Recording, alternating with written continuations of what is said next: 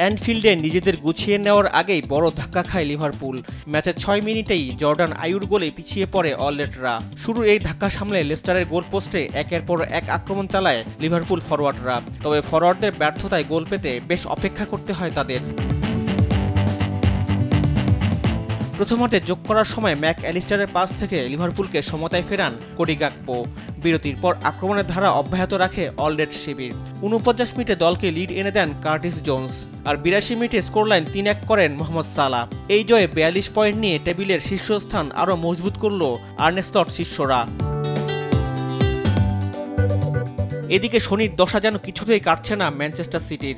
ঘরের মাঠে শুরুতেই এগিয়ে গেলেও এভারটনের বিপক্ষে ড্র নিয়ে মাঠ ছাড়তে হয়েছে তাদের। ১৪ মিনিটে বার্নার্দো সিলভার গোলে এগিয়ে গেলেও ৩৬ মিনিটে নিজেদের রক্ষণের ভুলে গোল হজম করে সিটিজেনরা।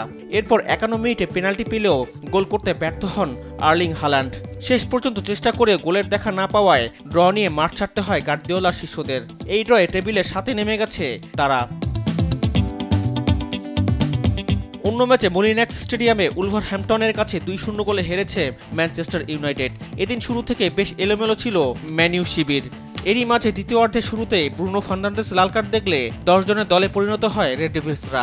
এই সুযোগে ম্যাথিউস কুনিয়া এবং হাং হি চানের গোলে লজ্জার হার নিয়ে মাঠ ছাড়তে হয় ম্যানচেস্টার ইউনাইটেডকে।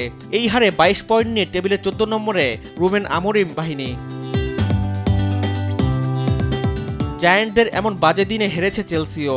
ঘরের মাঠে ফুলহ্যামের কাছে ২-১ গোলে হেরেছে তারা। শুরুতে দুর্দান্ত ফুটবল খেলে ১৬ মিনিটে কোল পালমারের গোলে লিড নেয় চেলসি। তবে ম্যাচের শেষ দিকে উইলসন এবং মুনিচের গোলে দ্য ব্লুজদের থেকে ৩ পয়েন্ট ছিনিয়ে নেয় ফুলহ্যাম। এই হারে ৩৫ পয়েন্ট নিয়ে টেবিলে ২-এ আছে এনজো মারেস্কা শিবির। রিফাত আঞ্জুম, দেশ টিভি, স্পোর্টস ডেস্ক।